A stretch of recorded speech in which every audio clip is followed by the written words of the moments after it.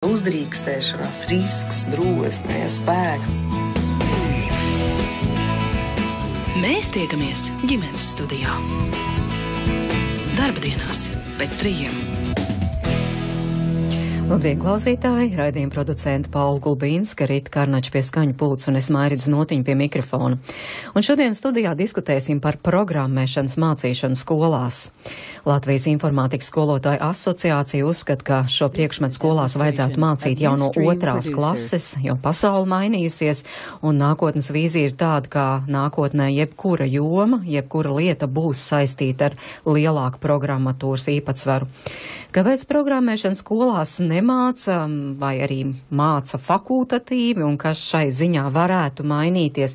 Es tūlīt jautāšu mūsu studijas viesiem, un man ļoti liels prieks, ka šeit pie mums studijā ir Latvijas informātikas skolotāju asociācijas valdes priekšsēdētājs Oskars Lūsis. Labdien! Pie mums arī Valsts izglītības satura centra vecākais referents informātikas jautājumos Viesturs Vēzis. Labdien! Arī informātikas un programmēšanas skolotājs Raivis Ieviņš. Labdien! Un 9. klases skolēni, 2 pie mums ir Kristiāns Kalva un Gerts Lapoška, abi mācāties 6. vidusskolā. Jā. Kā ar to informātiku? Šobrīd mācaties, nemācaties? Nē. Nē, nemācāmies. Tikai 5., 6., 7. klasē. Tātad 5., 6., 7. klasē māca informātiku? Jā. Un pēc tam, kāpēc tad 9. vairs nemāca? Es nezinu. Laikam programmas dēļ. Izglītības programmas. Jā, un ko māca 5., 6., 7. klasē? Ko jūs esat jau apgūši un iemācījušies? Pamats informātikā, prezentācijas, Excel, tādas lietas. Pašu pirmo informātikas stundu atceraties, ko tur mācīja? It kā jau nē. Sen. Ļoti sen. Ļoti sen, jā, man stāstīja, piemēram, es gan nezinu, droši vien visās skolās tā nav, un varbūt sen vairs nav taisnība, bet ka tad tur mācīja ieslēgt datoru, izslēgt datoru un restartēt datoru. Nebija Nē, tā nekas. mums nebija. Tik traki To es nebija, jā. atceros tā. Tā nebija. Nu, bet viss tas, ko jums mācīja, viss šķita jauns, ļoti interesants. Daļa bija zināma, daļu mēs nezinājām. Jā. Daļu mēs nezinājām. Bija interesanti arī informātikas stundās. Bet informātikas stunda tikai viena, jā, Vienreiz nedēļā nedēļā. bija. Un par tā nākotni domājot, zinat, tad vidusskolā mācīs, nemācīs, kā tur īsti tagad tā mūsdienu programma paredz. Nezinu. Nemācīs. Jāprasa acīm redzot skaidrojums Viesturam Vēzim, jūs labāk zinat, kā tad šobrīd ir tajās skolās. Tātad pašlaik dotajā brīdī, pēc visiem ministra kabineta noteikumiem, informātika tiek mācīta, pamatskolas posmā, 5., 6., 7. klasē. Tā kā puišiem taisnība, jā? Tā kā viņi stāstīja, jā? Un tad pēkšņi 9. klasē vairs nemāca. Kāpēc? Tas nenozīmē to, ka skolām nav tiesības šo lietu piedāvāt. Tad izglītības standarts paredz to, ka atbilstoši katra skola var piedāvāt virkni izvēles priekšmetus, jā, un ja kāda skola uzskata, ka atbilstoši ir nepieciešams pastiprināt tieši informātikas mācīšanu, tad viņi var atbilstoši šādu priekšmetu izvēlēties. Bet tas būs izvēles priekšmets. Tas būs izvēles priekšmets viennozīmīgi, jo atbilstoši tad ir jāņem vērā arī tāds fakts, ka atbilstoši noteiktam vecumam ir pieļaujams noteikti stundu skaits dienā, cik atbilstoši bērns var pavadīt skolā. Ja? Bet kāpēc Valsts izglītības un satura centrs uzskata, ka 9. klasē informātika nebūtu jāmāc? Šajā gadījumā gribu atbildēt to, ka tad, kad tika izveidots šis standarts, tad bija paredzēts, ka atbilstoši tās iegūtās zināšanas un prasmes, ko apgūst šajā posmā 5, 7, tālāk izmantos citu mācību priekšmetu apgūvē. Citiem vārdiem sakot, šīs zināšanas integrēt, tikt nostiprināts caur citiem mācību priekšmetiem. Bet tā nav noticis, es saprotu. Diemžēl, vairumā skolu tā tas nav noticis. Var minēt arī daudz pozitīvus piemērus, kur atbilstoši izmanto, teiksim, un šeit, zinām mērā, teiksim, var teikt arī liels pienesums ir arī caur Valsts izglītības satura centra realizēto projektu dabzinātnes un matemātiku, kur atbilstoši tieši informācijas tehnoloģijas izmanto šo priekšmetu apgūšanā. Lūškungs, jūs pārstāvat visus informātikas skolotājs. Apmierina jums šādu kārtību, kā mēs tikko dzirdējām? Nē, mūs neapmierina, tāpēc, jo mēs arī ar šo iniciatīvu nācām, jo... Proti iniciatīva tātad, par kur es stāstu? Ir no 2. līdz 9. klasei, arī tā pati 1 stunda nedēļā varētu būt, bet jau sākot no 2. klases, un patiesībā mēs vēl diskutējām arī par 1. klasi, bet vienojāmies, ka varbūt 1. klasē ne, tāpēc, ka tas ir tāds jauns sākums skolēnam skolā, un tad ir ļoti daudz dažādas, varbūt, kad vēl saskarsmes problēmas, un tīri fizioloģiski viņa darba vieta iekārtot un tā tālāk, bet tas pat nenozīmē, ka informātika nevar mācīt, jo to var mācīt arī, varētu teikt, teorētiski, jo ir daudz drošības jautājumu, par kuriem ir jārunā, un man ir tāda 2012. gada statistika, Somijā 64% bērnu vecumā līdz 7 gadiem jau lietoja internetu. Es pieļauju domu, teiksim, varbūtībā saku, katrs 2. Latvijas bērns līdz skolai arī jau ir sācis lietot internetu. Un tad ir jautājums, vai 5. klasē, tātad pēc kaut kādiem 5 gadiem, kad viņš atnāca uz skolu, viņam sāks stāstīt, kā vajag lietot, kur var likt bildīts vai nevar likt bildīts, kādas pārvaldes, drošības jautājums. Tas patiesībā ir daudz par vēlu. Mēs saskaramies jau pēc tam ar šīm problēmām, kas līdz ar to parādās. Bet tā doma no 2. klases tieši informātiku mācīt, nevis programmēšanu, bet informātiku. Un informātikā iekšā jau šajā priekšmetā būtu arī programmēšanas elementi. Es tā varētu teikt, jo mums cilvēkiem sakot vārdu programmēšanu uzreiz liekas ārprāts, kas tagad visi būs programmētāji. Nē, visi nebūs programmētāji, tāpat kā visi nav rakstnieki, visi nav ķīmiķi, visi nav biologi, matemātiķi un tā tālāk. Tas, ko mēs uzskatām, ka laiki mainās, un ja mēs nemainīsimies tiem līdz, tādā gadījumā ir jautājums par to, kurā mēs pasaules tādā daļā būsim, jo ir profesijas, kuras patiesībā pateicoties IT industrijai izzūd. Mēs atceramies vecās labās mašīnu rakstītājas, bija vesela profesija, kuras vairs nav. Patiesībā ienāk roboti, automātika, gan celtniecībā, gan tagad jau mājās, jau putekļi sūcēja roboti, kuri braukā.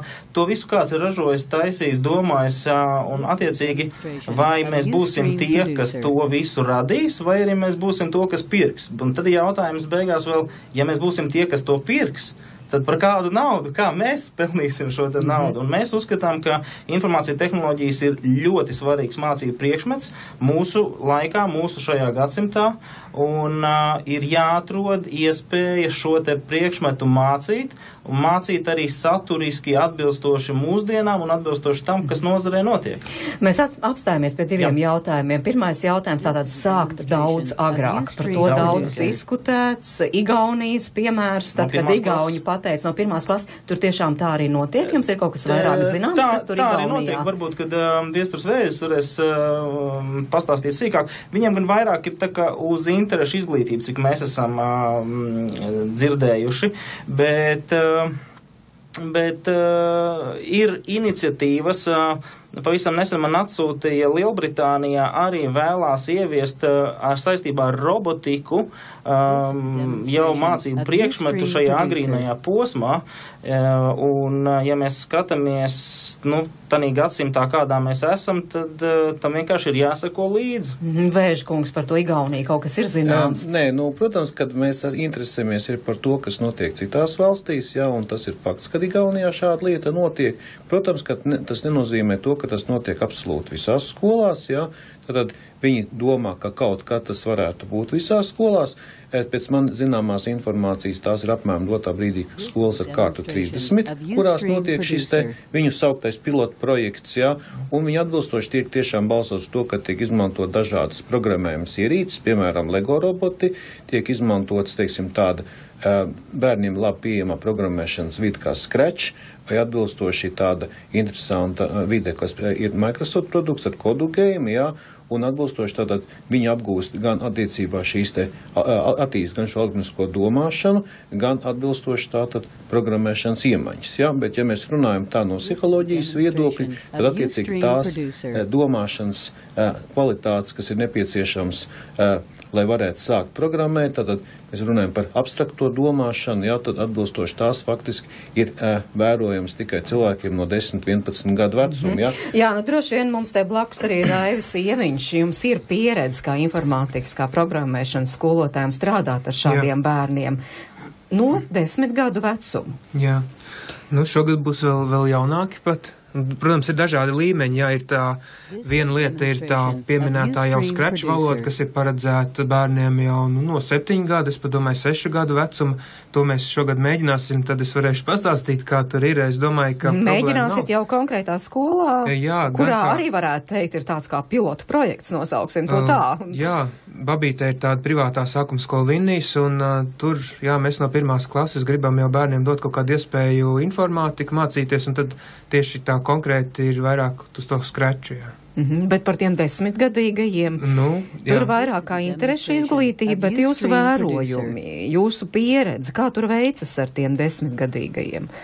Es domāju, ar programmēšanu ir tāpat kā ar citiem mācību priekšmetiem, vieniem labāk padodas, citiem grūtāk padodas. Arī pieaugušie un arī studenti ir tādi, kuriem grūti iet un kuriem viegli iet. Es biju, jā, tā kā pirms gada uzņēmos tādu, nezinu, varētu saukt eksperimentu, es domāju, no cik gadiem te var, es uzrakstīju, ka pulciņiem tad no 10 gadu vecuma, un tādi arī bija paši jaunākie 10 gadu veci. Jā, dažiem gāja grūtāk, viņi lēnām tās lietas darīja, bet arī varēja izdarīt, bet bija arī tādi, kas tiešām parādīja kolosālus rezultātus, un es domāju, ka viņiem tagad ir 11 jau gadi, bet es domāju, ka viņus jau varētu pat gatavot olimpiādai. Tā kā var.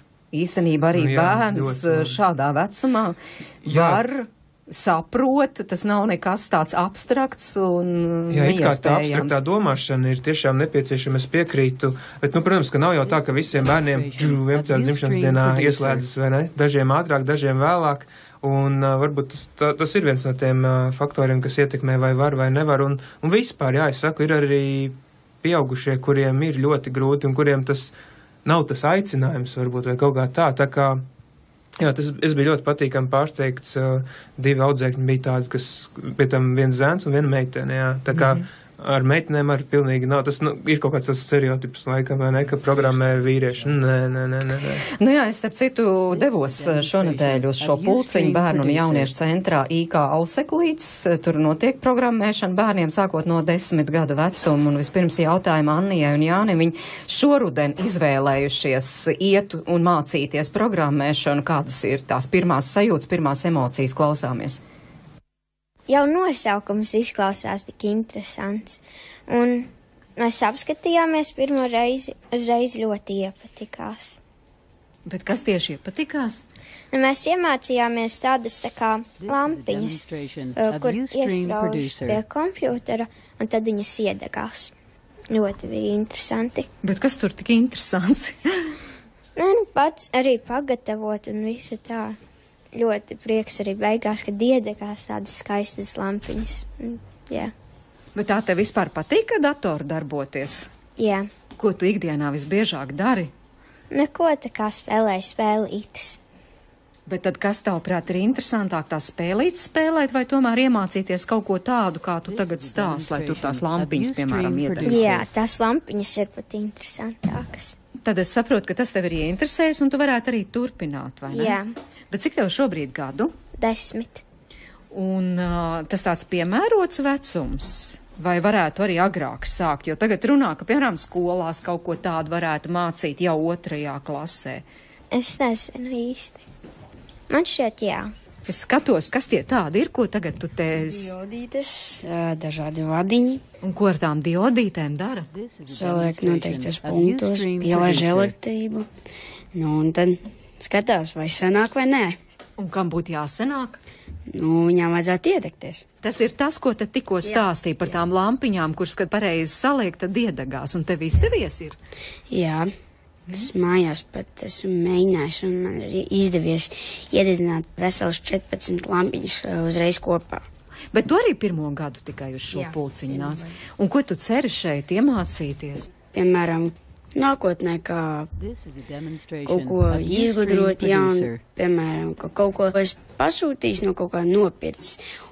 kaut ko no elektrības. Tad pielabot kaut ko vēl labāku klāt. Un, jā. Interesi par programmēšanas pulciņu nav zudus arī Sniedzei un Ernestam. Viņi uz šo pulciņu nāk jau gadu. Man patīk. Bet kas tev patīk? Elektronika vairāk. Nu, un tad šeit atnākot, ko tu esi iemācījusies? Daudz, piemēram, termometru, klavieres, elektroniskās, luksaforus, ļoti daudz ko.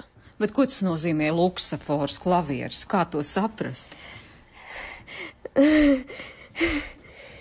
Piemēram, tu piespied podziņu, tev iedegas zaļā gaisma, pēc brīža dzeltenā un tā tālāk. Kas tas pa luksaforu un kas tās pa klavierēm? Ko tas tā? Bijām uztaisījuši klavieres. Datorā? Nē, schēmā un programma datorā. Un kas tad notika, ko varēja tām klavierēm darīt? Bija taustiņa kā ar 6. Sniedzēji bija daudz vairāk, un tad katrā taustiņā bija sava skaņa, piespiežot. Un tad varēja spēlēt, jā? Jā. Un kā ar to luksaforu? Luksafors bija tāds, kad viņš dekā luksafors, un viņam bija tās luksaforu programmas. Grūti ir kaut ko tādu uzprogrammēt? Luksaforu nebija tik grūti, bet klavieres jau bija grūtāk. Un kā tev šķiet, kas tieši ir jāzina, lai kaut ko tādu izdarītu? Nu, programmēšanas valoda, kā salikt schēmas, un viss. Kāda ir programmēšanas valoda? C. Un tad tas ir ļoti vienkārši, tavuprāt? Diezko nav vienkārši. Bet kas ir jāmācās citīgi skolā, lai varētu labāk to programmēšanas valodu iemācīties? Skolā? Nezinu. Angļu valoda. Angļu valoda kā ar matemātiku? Arī. Nu jā, bet tas ir interesanti. Jā, ļoti. Kad pabeidz šo darbu, tad priecājas. Nu tā bērni par šo te, ko tur īsti māca programmēšanas pulciņā, varbūt skolotājiem, Raivim, Ieviņam kādu paskaidrojumu jāprasa tur pa tiem luksaforiem un klavierēm stāstīja. Jā, nu varu mazliet papildināt, jā, nu. Tā jau bērni apjūka, kā tad, lai viņi izstāsta, kā tad var uztaisīt to luksaforu. Protams, ka tur jāprogrammē. Bet, nu, doma tāda, ka tiešām tas ir vienkārši miniatūrs, bet identisks luksaforam, kas ir uz ielas. Tad piespiežot pogu, viņam ieslēdzas tā programma, ka viņš tur sāk mirkšķināt to zaļo gaismu, tur cik ilgi tur deg dzeltenā un tā tālāk viss, un iziet to visu ciklu un atkal ieslēdzas tur atpakaļ zaļā gaisma. Nu, piemēram, tas tiešām bija tā no vienkāršākajiem. Mācāmies tur arī programmēt, tur ekrānu pieliekam klāt un rakstam programmu, lai uz ekrānu var parādīt kaut kādus tekstus un dažādus sensors izmantojam. Piemēram, tur bija runa par to termometru. Tagad uztaisam termometru, jā, kurš mēra temperatūru. Nu, sākumā vienkāršāks programmas, tad jau mazliet sarežģītāks, un galvenais jau, ka tā programmēšanas valoda, ko viņi mācās, tā pieminētā C, jeb latviski raksts C, ka tā ir, nu, jau nopietna programmēšanas valoda, kurā programmē arī nopietnos kantoros, jā. Tā kā viņi iemācās vienu tādu vēl tiešām praktiski pielietojumu lietu, jau, kur viņi varētu jau pat strādāt īstenībā. Jāprasa Kristiānam Gardam, jūs klausījāties, kaut ko tādu jums mācīja informātikas stundās? Nē, mums nemācīja neko tādu. Bet būtu interesanti. Nu, vismaz pēc tā, ko stāstīja. Es domāju, ka būtu interesanti, bet mēs neesam neko tādu mēģinājuši. Droši vien, ka informātikas skolotājs nemaz to nevarētu izdarīt, jo tā bija interešu izglītības. Nē, tas, interešu izglītības skolotājs jau skolotājs vien ir, vai ne? Tagad tā nav, ka nevarētu izdarīt. Jautājums drīzāk ir mazliet savādāks. Kāda ir mūsu tā programma, ko mums mācīt, jo mūsu gadījumā ir standarts, kas ir pieņemts.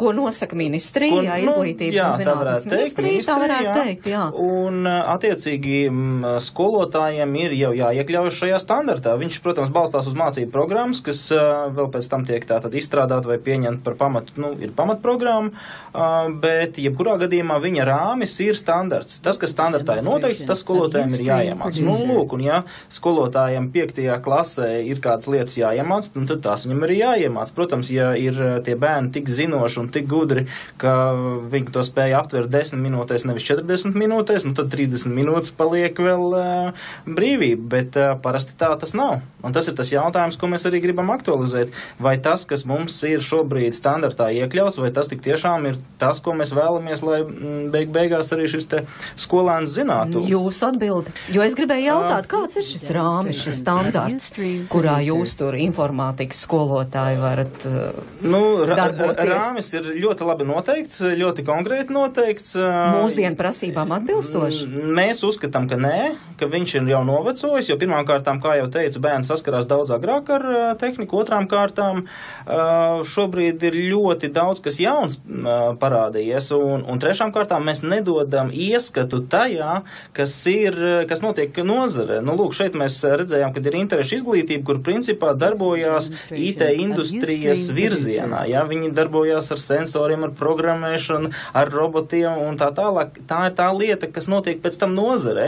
Un tad mums ir 2 jaunieši, kuri saka 9. klasē, ka viņi vairs vispār neko nedara un viņi arī nav darījuši. Bet ne jau skolotājs pie tā ir vainīgs. Tas gluži vienkārši ir standarta jautājums. Jā, mēs gribam to mainīt. Jo tās ir divas atšķirīgas lietas. Ir viena lieta mācīt lietotājus, vienkārši lietot programmas un radītājus. Jā, šeit mēs dzirdējām iespējams tos nākamos radītājus. Tieši tā, un tā ir tā lielākā problēma, kas mums ir jārisina. Tas ir jārisina patiesībā steidzīgi, jo izglītībā tas ir ilgstošs process. Ja? Es apskatījos, sanāca mums tā, ka ja mēs ar nākamo mācību gadu ieviestu, piemēram, 2. klasē, ka tātad būtu izmaiņas, sākot ar 2. klasi jau, tādā gadījumā šie cilvēki pabeigtu vidusskolu tikai 2025. gadā. Jūs saprotiet, par kādiem termiņiem ir runa. Ja? Tātad 2025. gadā mēs neviens nezinām, kas tad būs vairs no datoru tehnoloģijām. Savukārt tā iniciatīva, ka ir jāpārstrādā pamatizglītības standarts, vispār jāmaina daudzas lietas pamatizglītības standartā, iniciatīva ir, ka to jāizdara līdz 18. gadam, un tad ar 18. gadu, es ceru, ka viesturs man palabos, ja es kļūdos, uzsākt pēc jaunās programmas. Bet saprotiet, ja ar 18. gadu to mēs darīsim, tādā gadījumā vēl mēs esam nokavējuši periodu, un tad ir tikai 2028. gads, kad šie skolēni pabeigs skolu, un tikai tad viņi ieradīsies vispār darba tirgu ar jaunām kādām citām zināšanām. Nu jā, jo ministrija ir teikusi, jā, mēs mainīsim rāmi, kā mēs te runājām, to standārtu, bet tas notiks tikai ar šo 2018. gadu. Tiešām, Vērškungs? Tā tas ir arī plānots, tik tiešām ar 2018. gadu. Nav par vēlu, jūsuprāt, tas nav par vēlu. Es nedaudz gribu precizēt vienu teikumu, tad to, ko pašā sākumā Lūškungs teica, faktiski tātad šo te standartu nevis izdod izglītības un zinātnes ministrs, bet gan atbilstoši tie ir ministra kabineta noteikumi, un atbilstoši, lai izdot ministra kabineta noteikumi, ir jāievēro zinām procedūru, lai atbilstoši viņus vispār sagatavot un izdot.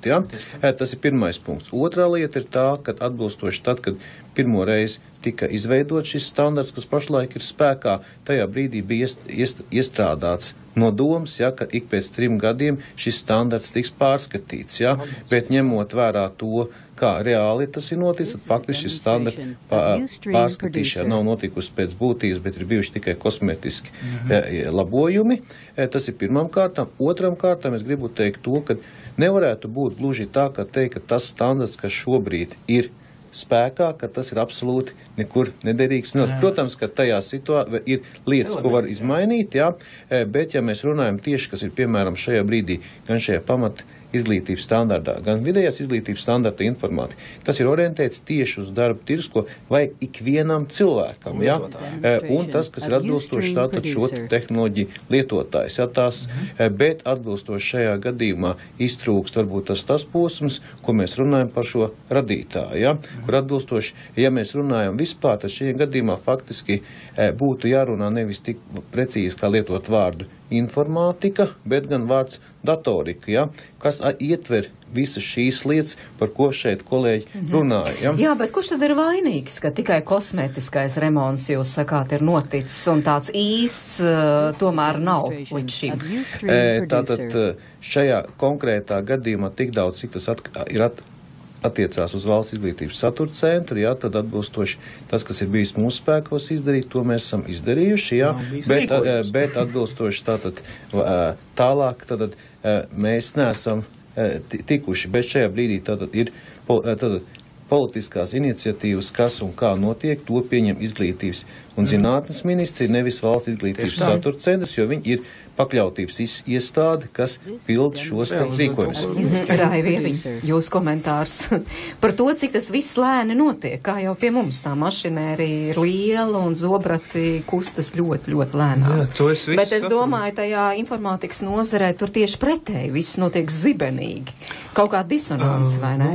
Jā, protams, kā valsts līmenī tas notiek lēnām, un tas ir saprotams, un es pat nezinu, vai es tur varu kaut ko iet un lamāties, un tā tas ir, bet es domāju, ka diezgan liela iespēja daudz, tā kā, iniciatīvu varētu uzņemties arī paši pedagogi, un pat ne tikai pedagogi.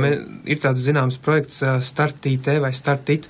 Jā, man te atnes uz galda nolika arī kupletiņas. Tas nozīmē, ka cilvēki tad arī jau tieši industrija, tad programmēšanas kantori, kuriem nepieciešami ir darbinieki, arī viņi var kaut ko darīt, un ir šāda lieta, un bija kursi. Kur darbinieki tieši piedāvā bērniem mācīt? Nē. Tur ir tā, ka tad labi šī organizācija Start IT organizē kursus informātikas skolotājiem un iemāca kaut kādu programmēšanas valodu. Un es arī biju vasarā tādos kursos, es iemācījos vēl vienu programmēšanas valodu, un tagad jau es mācu tehniskās jaunradas Namānas 2. Jā, bērniem uzreiz jau tagad var mācīt, tur ir sagatavot materiāli, video lekcijas, kas varbūt dažiem bērniem vairāk patīk nekā tur lasīt kaut kādas prezentācijas vai klausīties. Viņi var papildu vēl pamācīties, ir sagatavots diezgan daudz video lekciju un var mācīties atkal vēl vienu ļoti praktisku lietu, tas ir Android aplikāciju programmēšana, kas atkal ir pirmkārt uzreiz jau rezultāts ir redzams skaisti tur un tā, un spēles var taisīt, kas bērniem patīk, un gal galā viņi ar tām planšetēm un telefoniem Android darbojas, un viņiem ir tas ļoti tāda laba sasaiste. Bet atkal nians, nevis datorspēles spēlēt, bet spēles taisīt. Tas ir kaut kas pavisam cits, par ko mēs arī šodien runājam. Jā. Bet, protams, tās domas dalās gan ministrijas iespējams ierēģi vidū, gan skolotāju vidū, gan arī bērnu vecāku vidū. Es gribu jautāt mūsu klausītājiem, varbūt varat atrakstīt Latvijas radio.lv, kā jūs uzskatāt, vai šāda programmēšana bērniem būtu jāmāca un kā te izskan jau no 2. klases. Mēs klausāmies dziesmu, pēc tam runāsim, jo viedokļi tiešām ir dažādi, arī vecāku uzskat. Bet ko vēl datoru? Tāpat jau viņi tur pie tiem datoriem sēž, un tāpat jau ir redzes problēmas un stājas problēmas un tam līdzīgi. Vai tiešām vēl dators? Mēs turpināsim pēc dažām minūtēm. Visu šo gabalu var nobraukt ar tramvaju, bet tava māja ir vēl tālāk,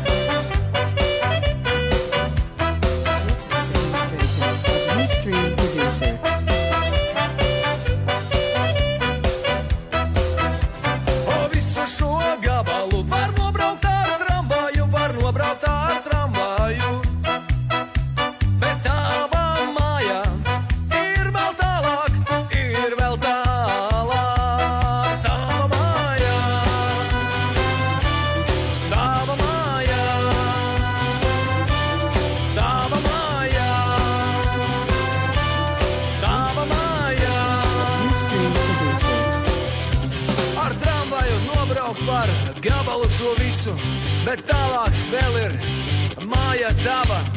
Ar tramvaju nobraukt var gabalu šo visu, bet tālāk vēl ir māja tava. Tava māja,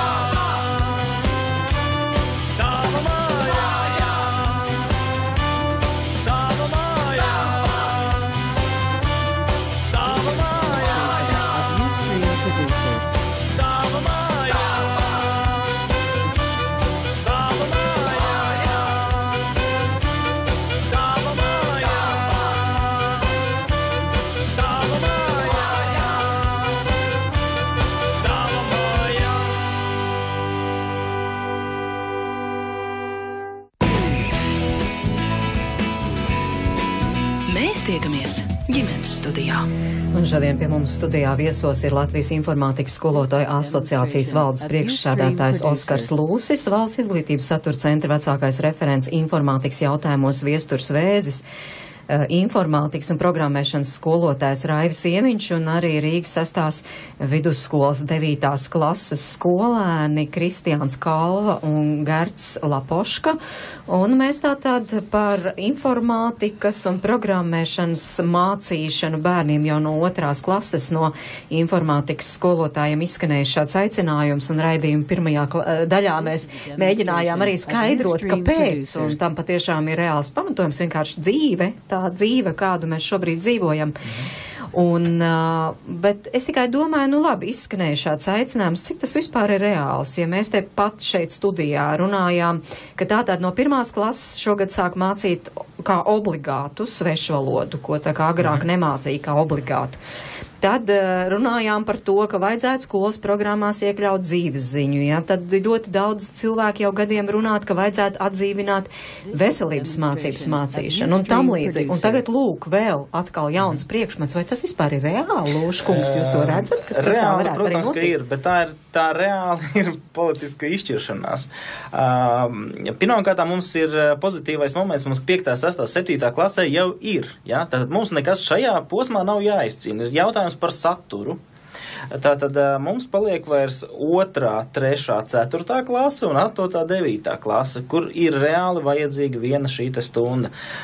Protams, ka es uzskatu, ka tā ir politiska izšķiršanās, kādā virzienā mēs kā valsts gribam iet, un kādas, teiksim, zināšanas mēs gribam ielikt šajos skolēnos, lai pabeidzot 9. klasi, viņi beigās varētu izmantot vai arī, neizmantot. Jo faktiski jau tā programmēšana, pieņemsim, vai informātika, kā mēs te runājām, tas jau nenozīmē, ka visi būs programmētāji, piemēram. Bet es saku, vienkārši tās zināšanas nekaitēs nevienam. Nē, absolūti ne, jo ir ķīmijas priekšmets.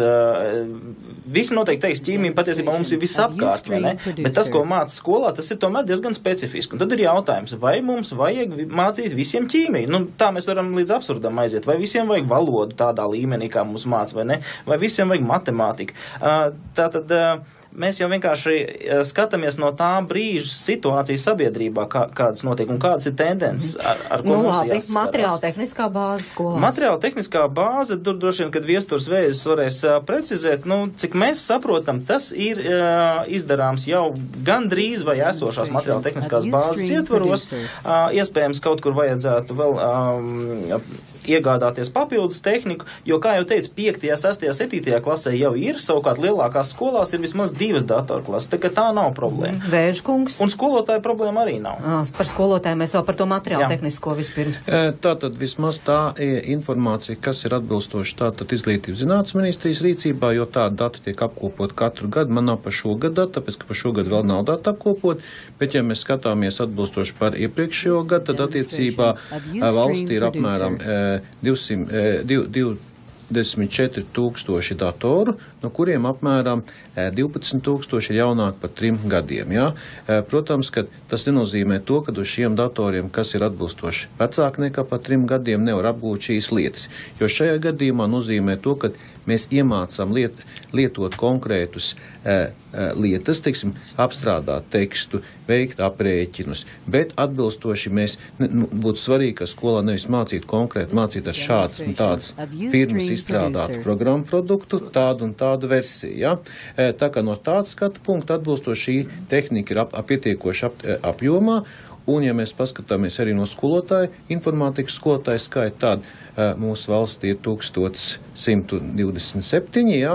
Un attiecībā viņi ir apgūši atbilstoši izglītību, lai viņi varētu šādu priekšmetu mācīt. Bet vai runājot par skolotājiem, mēs varam aprobežoties tikai ar skaitu, manuprāt, tur jau kvalitāte ir būtiski, jo Kur es lasīju kaut kur tam līdzīgi, ka mācīt, tā slikti, neinteresanti mācīt informātiku, tas ir vēl bēdīgāk nekā nemācīt nemaz. Tā ir viena lieta, par ko mēs satraucamies par šo te integrēto. Un vēl jau vairāk programmēšana, es domāju, teiksim, radīt nepatīkams emocijas, varbūt nekad mūžā tas bērns vairs neinteresēsies par to. Tas ir skolotāja jautājums.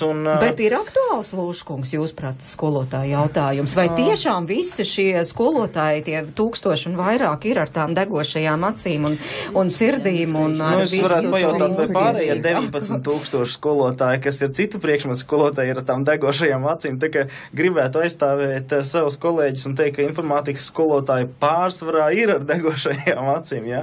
Jo jāatcerās, ka ir ļoti daudz un dažādi priekšmetu skolotāji, un tad ir jautājums, vai viņi ir labi, un tie skolotāji, par ko mēs priecājamies, jebkurā priekšmetā, tas ir būtisks. Un tas ir jau citas diskusijas, varbūt jautājums, jo tad mēs ieiesim par to, kas notiek skolā, kā skolotāji tiek motivēti, kā skolotāji tiek sagatavot. Par to mēs nerunāsim, bet Raivi, jūs piekrītat skolotājiem liela nozīmē, ne? Par šo te, jā, protams, ka visos priekšmetos tur ir labāk, ir netik labi skolotāji, vairāk par to, vai gribētu par šo jautājumu, vai jebkurš informātikas skolotājs var būt arī programmēšanas skolotājs, un te es gribētu teikt viennozīmīgi nē, ka ne katrs var būt, jo informātika tomēr ir tāda vienkāršāka lieta, jo mēs paši izlasām, un tad mums tas vienkārši jāatkārto skolēniem. Protams, mēs varam to interesantā, atraktīvā veidā, saistošā veidā pasniegt, bet ar programmēšanu ir tā, ka tā ir jāizprot, pašam ir jāspēj programmēt. Un, tas nav tik vienkārši kā tikai izlasīt, tur tomēr vajag mazliet kaut ko vairāk. Un augstskolas galvenokārt sagatavo šos informātikas skolotājus. Tā es negribētu teikt. Es gribētu teikt to, ka augstskolas sagatavo gan šos informātikas skolotājus, gan informātikas un programmēšanas skolotājus. Gribu teikt to, ka attiecībā, piemēram, Latvijas universitāte pēdējo 15 gadu laikā ir sagatavojusi apmēram gandrīz 400 informātikas un programmēšanas pamatu skolotājus. Ja? Ja tā paskatās vidēji, tad uz katru vienu vidusskolu ir viens tāds, kas ir beidz Latvijas universitāti, kā piemēram, bet līdzīgas lietas arī notiek citās augstskolās, piemēram, Liepājas universitātē un Daugavpils universitātē. Un sagatavo arī tādus, kur var mācīt pamatskolā? Sākuma skolā, kā te varētu būt no otrās klases, jo tā ir specifika, zinām. Šajā situācijā tad tās studiju programmas, kurās sagatavoja šos skolotājus, tad viņi formāli tiek savu kā vidējās izglītības, informātikas un programmēšanas pamatu skolotāji, ņemot visu spektru no līdz, bet tieši tajā brīdī, kad viņi tika gatavot, tad pat to laiku nebija doma. Tas nozīmē to, ka, lai ir vajadzīgi noteikti metodikā kāda pārkvalifikācijas kursi, kuros viņi iegūst, kā to mācīt. Tas gan ir fakts. Jā, bet vecāki, kā uz šo lietu raugās vecāki? Mēs šobrīd esam sazinājuši Liepājas Ezerkrasts sākuma skolas vecāku pārstāvi Ingu Vasermani. Dzirdat mūs? Jā, dzirdu. Labdien. Jā, labdien! Jūsu iniciatīva, tieši vecāku iniciatīva bija, ka vajadzētu skolā kaut ko tādu mācīt. Jā, gan. Mēs piedalījāmies gadu 2 atpakaļ izglītības programmu projektā, kur Liepājas pašvaldība piedāvāja finansiālu atbalstu, un manis iniciētā projekta ideja bija nopirkt sākotnējot LEGO Education robotikas komplektus, lai radītu bērniem pirmkārt plašāks interešu izglītības iespējas skolas vidē, jo man kā vecākam ir svarīgi, lai skolā ir šī vide, kur mans bērns atgriežas arī pēc stundām, un mums arī tas veiksmīgi izdevās. Un jau šis ir 2. gads, kad mēs īstenojam šo interešu izglītības programmu, un bērniem, jāsaka, patīk. Ko bērni ir iemācījušies? Mums šie uz interešu pulciņu nāk bērni 3. un 4. klašu skolēni. Un no Liepājas Raiņas sastāvs vidusskolas arī 5. un 6. klašu skolēni, mēs, kad sadarbojamies. Bērni iemācās īstenībā pamatprasmes, par cik viņiem informātiku vēl nemāca tajā agrīnā vecumā, bet viņi tātad faktiski mācās ne tikai tur programmēšanas prasmes, ko piedāvā šī programma tādā, varbūt bērnišķīgā veidā, vieglākā nekā tur tikai burti un cipari, ja? Vai nulītes un vieninieki, bet tādi jau ar vizuāliem izteiksmes līdzekļiem. Es tā saprotu, ka tā ir tāda vienkāršota programmēšana, kas bērnu prātam ir saprotama. Pirmkārt, viņš izprot, kā tad darbināt to mehānismu, ja? Kā likt viņam, apstaigāt kvadrātu, ja, teiksim, formu vai attiecīgi reaģēt uz gaismu vai skaņu vai konkrētu krāsu, ja, teiksim, kas ir kā komanda vai apstāties vai sākt kustību. Viņi mācās arī plānot un komunicēt, sadarboties savā starpā, tā ka tas nav tikai programmēšanas prasmes, tās ir tādas, kopējas prasmes, arī angļu valoda, jo šīs programmas, ko LEGO piedāvā, tomēr ir angļu valodā, bet, bērni to lieliski tiek galā. Ja iezartisks skolotājs, tad tas ir pavisam labs komplekts. Jā, un paldies, un vēl viens piemērs iz dzīves, ja tā varētu teikt, Rīgas Teikas vidusskola direktora vietniece informātikā Ingrīda Priedīt. Arī jūsu skolā vecāku iniciatīvu bija kaut ko tādu piedāvāt kā interešu izglītību pagaidām? Jā, labdien! Mēs arī šogad cenšamies aptvert visas klases, sākot gan no mazākajām klasēm ar 2. klasēm, kurās mums ir informātikas pulciņš fakultatīvs, bet kur arī nemācam tikai tradicionālos informātikas jautājumus, bet cenšamies dažādus loģikas elementus ielikt klāt, lai sagatavotu bērnus programmēšanai, kur 3. 4. klasēs, tad mums būs programmēšanas pulciņš jau ir šogad šī mācību gadā. Modes lieta vai nepieciešamība? Kā jūs skatāties? Laikam jau gan pat ne laikam noteikti nepieciešamība. Tas ir sabiedrības, konkrēti vecāku pieprasījums, tā ir bērnu ieinteresētība un, manuprāt, arī mūsdienās tehnoloģijas aizņem ļoti lielu daļu sadzīvē, bet izglītības programmās tām tehnoloģijām ir atvēlētas, nieka dažas stundas, kā jau jūs runājāt, 5., 6., 7. klasēs un vidusskolā, un mēs aprobežojamies tikai ar to, ka bērni prot šo, kā lietotāji, kā dokumentu noformēšanu un kā sagatavot lietotāji, bet mēs vidusskolas līmenī vismaz negatavojam tos produkta radītājus. Paldies, jā. Tas ir būtiski, jo vidusskolas līmenis iespējams, tas jau ir nokavēts. Es citēju Kaspars Dancis, viņš zināms tāds mums ir arī programmētājs, un viņš saka tā, ja programmēšana apgūst pēc vidusskolas, tas ir grūts process, un cik viņam zināms, visi labākie programmētāji, ko viņš pazīst, par to sākuši interesēties un nodarboties jau pamatskolā, nevis vidusskolā. Jā, bet varbūt tas ir ceļš. Mēs te skatāmies tātad, kamēr tā lēnā mašinērija kaut kā pagriezīsies tādā mūsdienīgākā virzienā, varbūt tas ir ceļš pie skolām dibināt šos pulciņus kā interešu izglītību. Jā, tas vienkārši jau notiek, un tas notiek jau gadiem patiesībā sen, bet, man gribētos teikt, kaut kā muļķīgi, tad mēs tērējam naudu, jo ir jau tās stundas, kas ir šobrīd, par tām taču tiek maksāts, un tad ir jautājums, kāpēc mēs to neizmantojam. Jo interešu izglītības paskatījos, vismaz tur, kur es redzēju, pa maksu. Protams, vecāki ir gatavi maksāt par to. Ne visur ir gatavi maksāt, un labi, varbūt, ka Rīgā ir iespējams arī koncentrēt tos interesantus, interešu izglītības centros. Tas ir savādāk, bet ja tā nav Rīga vai teiksim, tā ir pavisam maza pilsēta, tad tur rodas tīri arī finansiāls jautājums, vai tas ir iespējams izdarīt. Un manuprāt, tas nebūtu pareizākais ceļš tādā ziņā, ka šī interešu izglītība un interešu izglītības kustība jau notiek gadiem sen. Es pats strādāju interešu izglītībā sākot no kāda 2000. gada, un esmu arī šādas pulciņas organizējis, un tas ir zināms, un tas viss ir atbalstāms, bet, manuprāt, arī skolā mums ir jāieliek pamati, jo jāatcerās, ka pēc 9. klases, divi mums pametīs varbūt savu skolu un dosies uz kādu citu skolu, un tad ir jautājums, uz kādu skolu viņi dosies. Vai mēs viņus esam sagatavojuši, piemēram, lai viņi dotos uz profesionālo izglītību, tieši konkrēti orientētu uz šo te IT apmācību, jo, kā mēs zinām, tad mums trūkst to cilvēku, kas gatavojās inženieru zinātnēm, eksaktajām zinātnēm. Par to mēs visi sakam, bet tad ir jautājums, vai skolas procesā nav jau šī problēma iekodēta, jāsaka tā. Un patiesībā viņa ir, jo 9. klasē ir 4 eksāmeni, no kuriem 3 ir nosacīti humanitāri orientēti, un tikai 1 ir eksaktais, tā ir matemātika. Jā, par ko mēs arī šeit studijā esam diskutējuši, kaut kas jau mazliet mainās. Bet jā, protams, piemēram, un vēl jau vairāk arguments programmētājs, tas ir ļoti pieprasīts. Lielas algas. Nākamgad Eiropas Savienībā trūks 700,000 speciālistu. Citiem vārdiem sakot, ja Latvijā visi cilvēki tikai un vienīgi IT jomā strādā, tad viņiem visiem būtu darbs. Protams, ka tas ir tāds absurds mazliet apgalvojums, bet jūs saprotiet, kāds ir ārkārtīgi liels pieprasījums. Turklāt vēl ir jāatcerās, ir Amerikas Savienotās valsts, un šos cilvēkus var izsūkt ārā no Latvijas. Un tad ir jautājums, ar ko mēs nodarbosimies? Jā, es skatos, ko mūsu klausītāji raksta. raksta tātad Agnese.